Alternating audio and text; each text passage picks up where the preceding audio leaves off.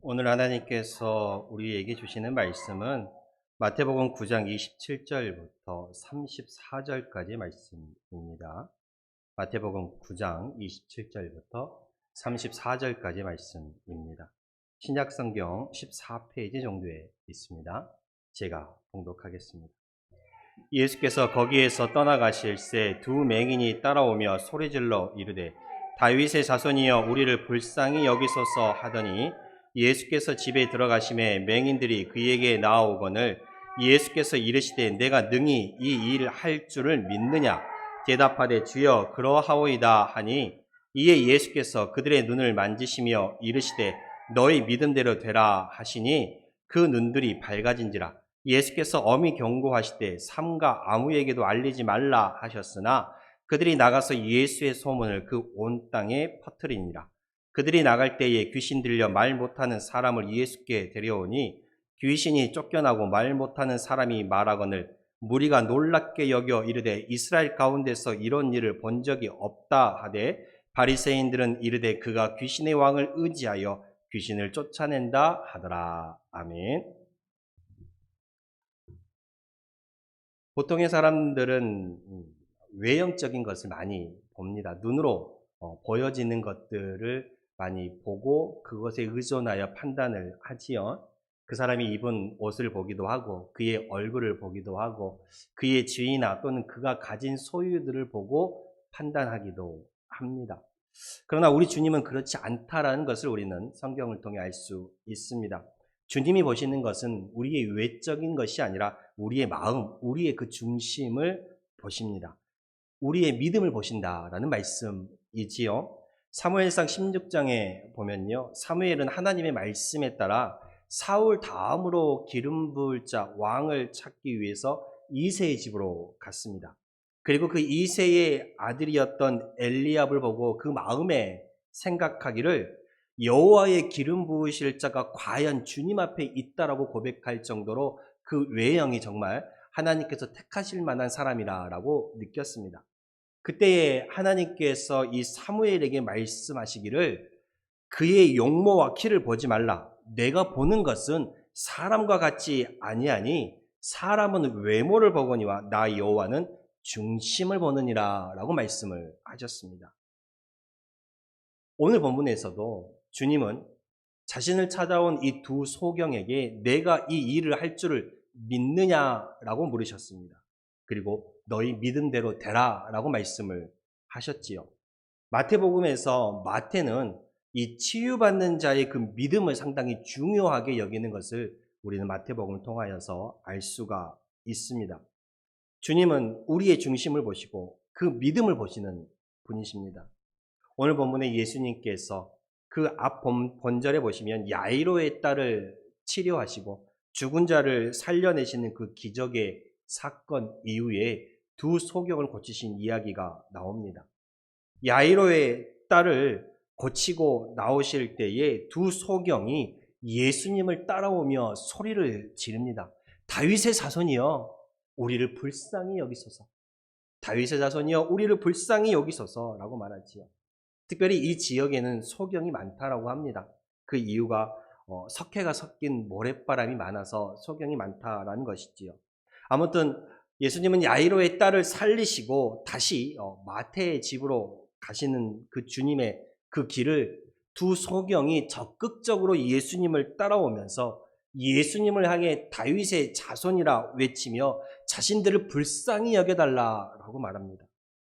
두 소경이 등장하지요. 소경, 표면적으로 말하면 어떤 사람들입니까? 앞을 보지 못하는 장애인들을 뜻하지요. 그러나 우리가 함께 본 이 본문을 통해서 이 소경 안에 숨어 있는 그 이면에 숨어 있는 영적인 장애인들도 우리가 깨달아야 합니다. 복음의 진리에 대해서 깨닫지 못하고 살아가는 영적인 장애인들을 가리키는 상징적인 표현이기도 하기 때문에 그렇습니다. 마태복음 15장에 예수님과 예수님의 제자들이 음식을 먹을 때에 손을 씻지 않고 먹는 일이 있었습니다.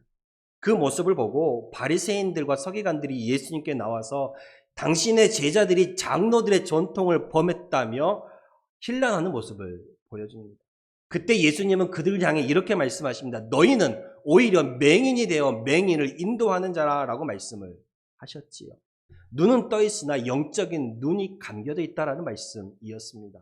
그러면서 오히려 너희들의 그 전통으로 말미암아 하나님의 계명을 범한다라고 꾸짖는 모습을 볼 수가 있습니다.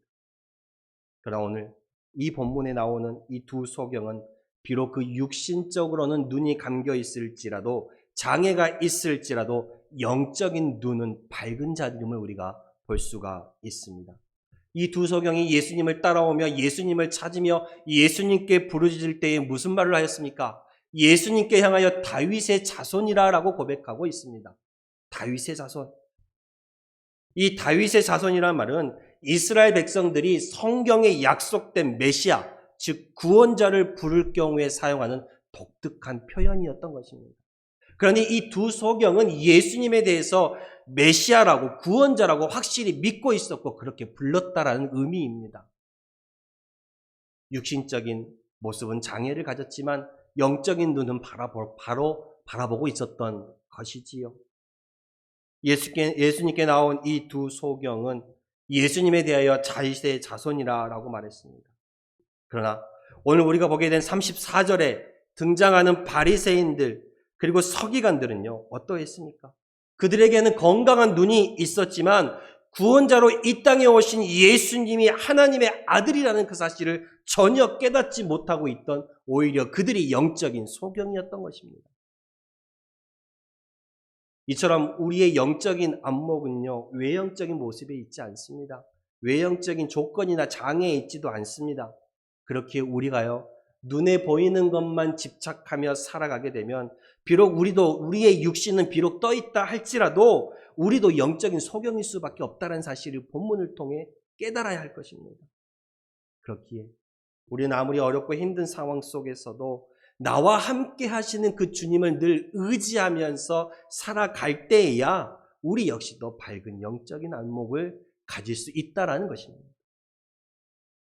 예수님은 이 두 소경의 부름을 들었습니다.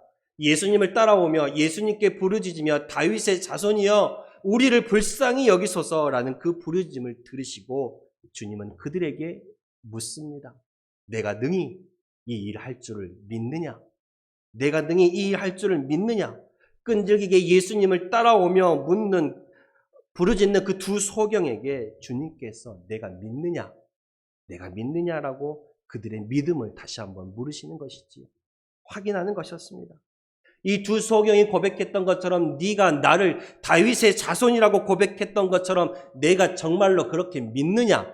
내가 너희들을 불쌍히 여기고 너희들을 고쳐줄 줄 확실히 믿느냐라고 묻으시는 것입니다. 그 믿음의 확인입니다.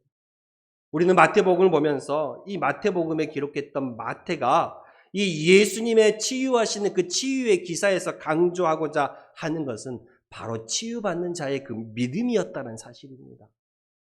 마태복음 8장에 한 나병 환자의 치유 사건이 나옵니다. 그리고 백부장의 하인이었던 그 종을 고치는 치유 사건도 나오지요. 그리고 오늘 본문에 있던 앞 단락에 있는 야이로의 딸, 그 딸을 고치는 사건이나 12의 혈류증을 앓아서 고생했던 그 여인을 치유하는 사건 역시 믿음을 보시고 있다라는 것입니다. 오늘 함께 보신 그 9장 22절의 말씀을 보십시오. 예수님께서 돌이켜 그를 보시며 이르시되 딸아 안심하라 내 믿음이 너를 구원하였다라고 말씀하고 있습니다.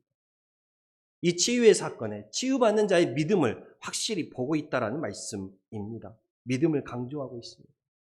여러분 여기서 우리는 깨달을 수 있습니다.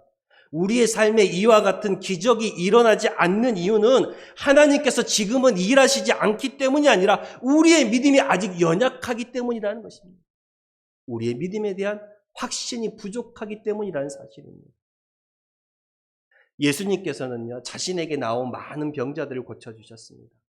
그리고 그 병자들을 고쳐주실 때에 내가 가서 고쳐주리라라고 선뜻 가서 고쳐주시는 때가 있는 반면에 몇 번을 강구하고 몇 번을 간청하고 수고해야만 응답을 받는 경우도 더러 있었습니다. 마태복음 15장에 나오는 수로보니게 여인의 그 간청이 대표적인 경우였죠. 예수님께 이방의 개라는 말을 듣고서도 끈질기게 간청함으로 자신의 딸이 회복되는 그 은혜를 경험하지 않았습니까? 그러면 예수님은 어떠한 간구에는 쉽게 응답하시고 어떠한 간구에는 이처럼 끈질긴 그러한 응답 후에, 끈질긴 간청 후에 응답을 하신 것일까? 그것은 바로 주님께 나오는 자의 믿음의 상태에 따른 행동이었습니다. 주님은 그 중심을 보시고 그 사람의 믿음의 수준을 보시고 거기에 따라 확인하시고 응답하시는 거였습니다. 오늘 본문에도 이 두 소경이 주님께 나오지요. 그러면서 나온 부르짖는 이 소경의 주님은 내가 능히 이 일을 할 줄 믿느냐라고 물으셨습니다. 예수님을 향해 다윗의 자손이라고 외쳤기에 그들에게 정말 네가 나를 메시아로 구원자로 내가 너를 긍휼히 여길 자로 믿고 있는지 물으셨던 것입니다. 예수님의 관심은 오직 그들의 믿음에 있었습니다. 믿음에 있었던 것이지. 세상은 외모를 봅니다. 그렇죠. 우리의 가진 것, 학력 또는 재능들을 많이 바라본다라는 것입니다. 사회적인 위치나 성취나 학업 그런 것들로 평가를 하지요. 그러나 예수님은 이러한 것들에 관심이 있는 것이 아닙니다. 오직 예수님을 향한 그 믿음을 보신다라는 것입니다. 이 말씀을 통해 우리가 신앙생활하는 그 신앙의 여정에서 그 신앙의 발걸음 가운데 무엇에 힘써야 하며 우리의 신앙의 중심을 어디에 두어야 하는지를 분명하게 깨닫게 됩니다. 주님은 우리의 믿음을 보시기에 우리의 믿음을 확고히 가져야 한다는 것, 그것이 우리의 신앙의 본질이라는 것입니다. 이 소경들의 입장에서 한번 딱 생각을 해봅시다. 앞이 보이지 않아요. 야로의 딸을 고치시고 나오시는 다음 거처로 가시는 예수님을 따라가며 자신을 고쳐달라고 자신들을 불쌍히 긍휼히 여겨달라고 외치는 이 소경들, 예수님께 나오기 위해 얼마나 많은 수고를 했겠습니까? 예수님이 가시는 곳마다 많은 무리와 인파들이 따라다녔습니다. 눈이 성한 사람도 따라가기, 예수님을 붙잡기 힘들었던 사실입니다. 오늘 혈루증을 앓았던 그 여인도 그렇지 않습니까? 혈루증이 앓았던 그 여인 여씨도 예수님을 따라가서 예수님을 만나기가 너무 힘들었습니다. 그래서 예수님의 뒤에 가서 그 옷자락이도 만지면 내가 나올 수 있겠다는 믿음으로 고침을 받았던 것입니다. 삭개오도 아시죠? 많은 인파들이 모여 있어서 예수님을 바라볼 수 없어서 돌 감람나무에 올라가 예수님을 바라봤던 모습을 볼 수가 있습니다. 하물며 앞이 보이지 않는 소경이 예수님께 찾아가 자신들의 긍휼함을 얻기 위해서 나아가기 위해서는 얼마나 많은 고통과 수고와 예심이 있어야 하겠습니까? 예수님이 가시는 길을 따라가며 보이지 않는 눈으로 따라가기 위해서 얼마나 열심을 내야 하겠습니까? 오직 한 가지 믿음 때문에 가능한 일이었습니다. 이 땅에 다윗의 자손 메시아로 구원자로 오신 그 예수님을 내가 만나야 한다.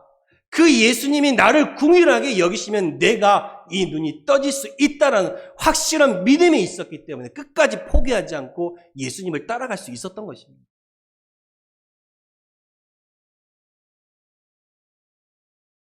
이 모습을 통해 우리는 또 깨닫지요.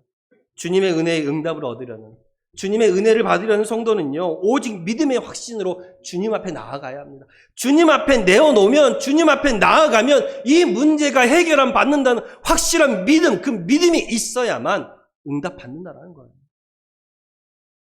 어정쩡한 믿음으로 나아갔다라면 가다가 힘들어서 예수님을 따라잡지 못해서 결국은 포기할 것 아닙니까?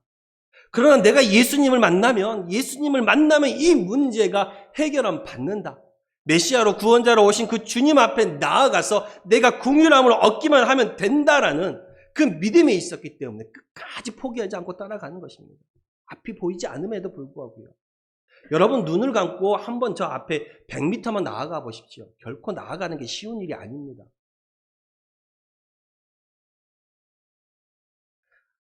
우리도 하나님을 찾는 자들에게 하나님이 반드시 상 주시고 응답하신다라는 그 확실한 믿음을 가지고 나아가야 합니다. 담대하게 믿음으로써 은혜의 보좌 앞에 나아가신 성도님 되시기 바랍니다. 흔들리는 믿음이 아니라 흔들리지 않는 견고한 믿음. 내 이 문제를 주님 앞에 내어놓으면 된다. 내가 주님 만나면 해결된다. 그 믿음만 있으면 응답이 확실하게 오는 것입니다. 그런데 그렇지 못한 이유는 내가 아직 연약하기 때문에 그래요. 내가 아직 흔들리기 때문에 그래요. 내가 아직 확고한 믿음이 없기 때문에 그렇습니다. 그렇기에 여러분에게 향한 주님의 그 응답이 더디고 여러분이 기도한 그 내용과 다르게 여러분들의 상황 속에 펼쳐진다고 할지라도 결코 낙심하며 불평하며 포기하면 주님의 응답을 받을 수 없다는 것입니다. 이 두 소경들처럼 끈질긴 믿음을 가지고 주님 만나면 해결된다라는 그 믿음으로 나오는 성도만이 응답받을 수 있음을 깨달으시기를 바랍니다. 예수께 나온 이 두 소경에게 주님 물으셨습니다. 내가 믿느냐? 내가 믿느냐? 믿습니다. 주여 그렇습니다. 주여 그렇습니다라고 대답을 하지요. 그들은 오래 생각하거나 망설이며 지체하지 않았습니다. 즉시 주여 그렇습니다. 내가 주님을 믿습니다라고 고백을 하지요. 그리고 예수님은 그들의 눈을 만지시며 이렇게 말씀하셨습니다. 너희 믿음대로 되라. 너희 믿음대로 되라 라고 말씀을 하셨습니다. 예수님께서 이 두 소경의 눈을 만지셨습니다. 두 소경의 눈을 만지시며 너희 믿음대로 되라 라고 말씀을 하시죠. 예수님은 말씀만으로도 능히 그 능력을 행하실 수 있는 분입니다. 그런데 왜 굳이 그 소경을 눈을 직접 만지면서까지 그 말씀의 능력을 보여주셨던 것일까? 요한복음 9장에 보면요. 예수님께서 또 한 소경을 치유하실 때는 침을 뱉어서 그걸 진흙을 이겨 그 눈에 붙이시는 행위까지 보여주시기도 하셨습니다. 왜 굳이 그렇게까지 하셨을까? 말씀만으로도 가능하고 말씀만으로도 시간과 공간을 초월해서 역사하실 수 있음에도 불구하고 마태복음 8장에 보면 한 백부장이 예수님께 나오죠. 나온 이유가 무엇입니까? 자신의 집에 있는 하인이 중풍병이 들어서 몹시 괴로워하기에 주님 앞에 나와 내 집에 있는 하인을 고쳐주십시오라고 얘기를 합니다. 주님은 그 응답에 말씀하시죠. 내가 가서 고쳐주리라. 내가 가서 고쳐주리라. 그 백부장이 주님이 자신의 집으로 온다라는 그 말을 듣고 주님 앞에 엎드려 주님, 내가 주님이 내 집에 오는 것을 내가 감당할 수 없습니다. 나도 남의 수하에 있고 내 밑에도 내 수하가 있어서 내가 오라 하면 오고 가라 하면 가나이다. 주님께서 지금 이 자리에 말씀만 하옵소서. 그러면 내 하인이 낫겠사옵나이다. 말씀만 하시면 내 집에 있는 하인이 낫겠다라는 그 믿음을 백부장이 보여주고 있습니다. 주님은 이 백부장의 믿음을 크게 칭찬하시며 또 말씀하셨습니다. 가라, 내 믿음대로 될지어다. 가라, 내 믿음대로 될지어다. 중풍병이 들었던 그 하인이 그 즉시로 나았음을 성경은 말씀하고 있습니다. 집에 있는 하인이 나왔던 것이죠. 이처럼 말씀은 시간과 공간을 초월하는 능력이 있습니다. 말씀에는 능력이 있죠. 그럼에도 내 눈이 고쳐지리라 라고 말씀하지 않으시고 이 소경들을 고치실 때 눈을 만지시며 어루만지시며 내 믿음대로 될지어다 라고 말하고 있습니다. 왜 그렇게 하셨을까? 이 소경들에게 주님은 네가 지금 낫고 있다. 네가 지금 치료받고 있다라는 그 확신을 주기 위해서입니다.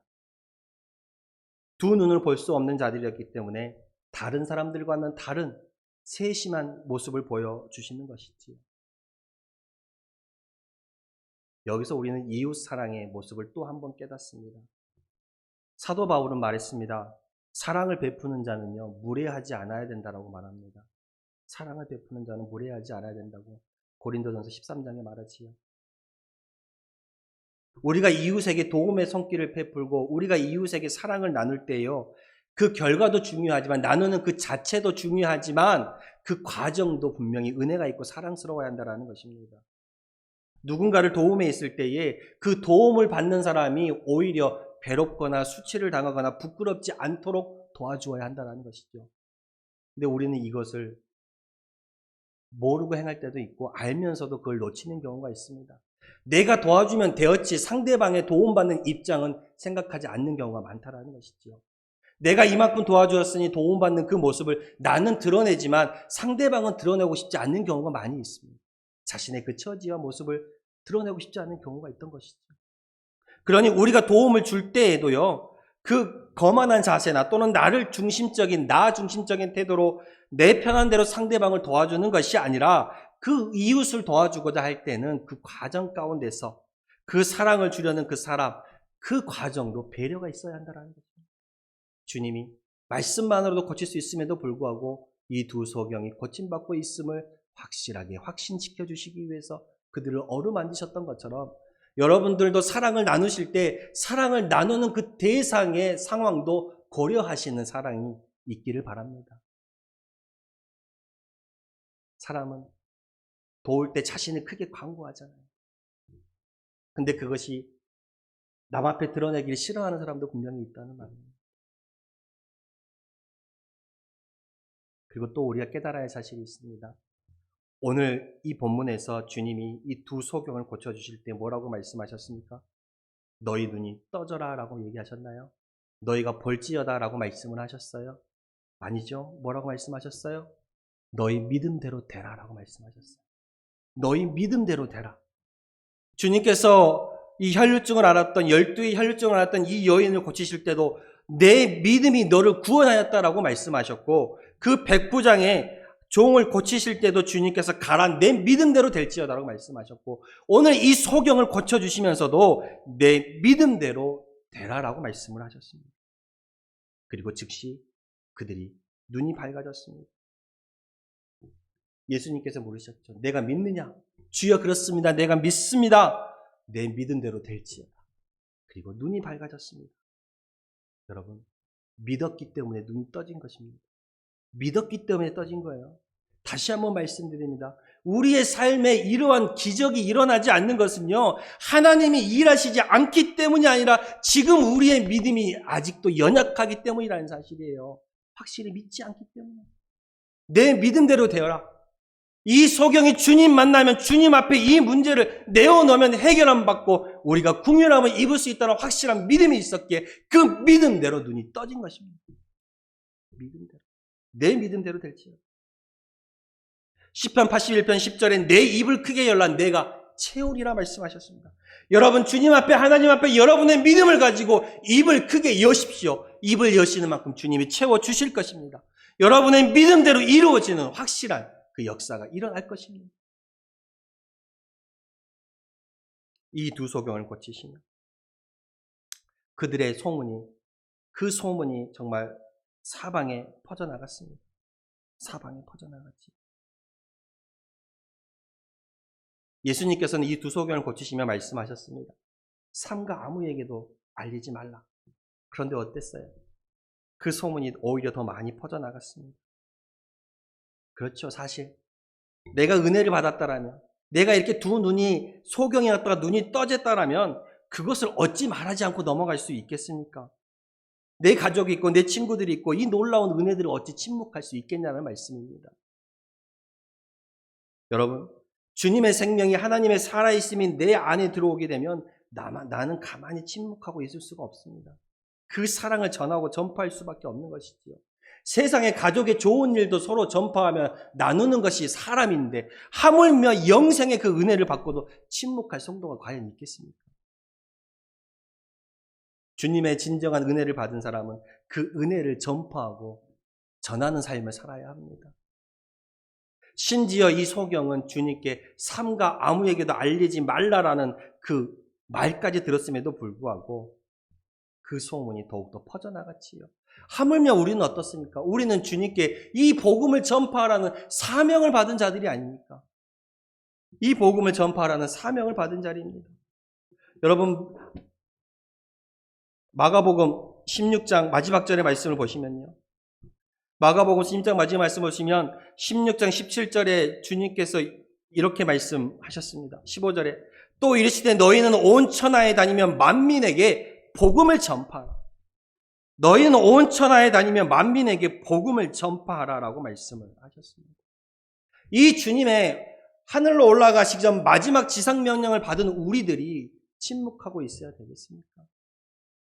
주님께 삼가 아무에게도 알리지 말라라는 말을 듣던 사람들도 전파하고 다녔는데 만민에게 복음을 전파하라는 이 말을 듣는 우리는 침묵해서는 안 될 것입니다. 여러분 다니면서 내가 만난 주님, 내가 믿는 주님을 한시라도 빠지지 말고 외치며 선포하시기를 바랍니다. 예수 믿고 함께 구원받는 여러분들이 되시기를 소망합니다. 오늘 본문에 이 두 소경이 고침을 받았습니다. 그리고 예수님께서 그들을 고치고 나가시는 그 길에 귀신 들려 말 못하는 사람이 들어오지요. 그리고 그 말 못하는 사람이 말하게 되었습니다. 이 사건들을 보고 33절에 그것을 바라봤던 무리가 뭐라고 얘기합니까? 무리가 놀랍게 여겼다라고 말합니다. 이 사건이 정말 경이롭다라는 것이죠. 경이롭다라는 것입니다. 그리고 이스라엘 가운데서 이러한 일을 본 적이 없다라고 말씀을 하고 있습니다. 그런데 우리가 기억해야 할 것이 있습니다.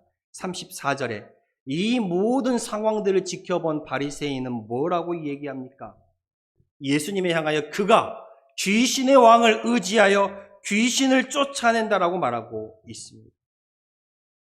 예수님 앞에 나와 두 눈을 고침받은 소경, 귀신 들려 말 못하는 사람이 말을 하게 된 사건, 이 모습을 보고 많은 사람들이 놀랍게 여겼습니다.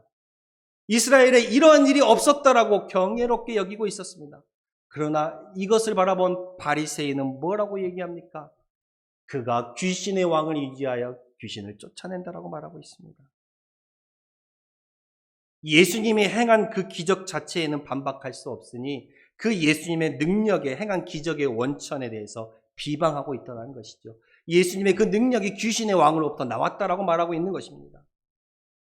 여러분, 똑같은 사건을 바라보지만, 똑같은 눈으로 바라보고 있지만, 두 소경과 말 못한 자가 다시 말하게 되었던 사건과 이 사건들을 보았던 많은 무리들이 기뻐하고 놀랍게 여겼던 그 모습과는 다른 이 바리새인들은 오히려 이 예수님이 귀신의 왕을 의지한다라고 말하고 있습니다. 눈은 열려 있으나 영적으로는 소경이 되어 있었다는 말씀이지요. 이 바리새인들이 비록 말씀에 대해서는 잘 알고 있었을지라도 그 영적인 눈은 어두워져 있음을 보여주고 있습니다.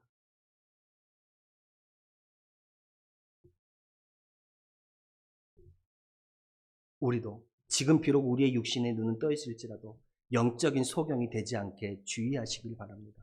이 바리새인들과 같이 자신이 하나님을 믿는 말씀에 가까이 있는 자들이라고 할지라도 그 영적인 눈이 감겨져 있으면 이 땅에 메시아로 구원자로 오신 예수님을 바로 바라볼 수 없다라는 사실을 이 두 소경과 바리새인들의 모습을 통해서 우리에게 이 소경에 대한 육체적인 소경과 영적인 소경에 대해 말씀해 주고 있는 것입니다.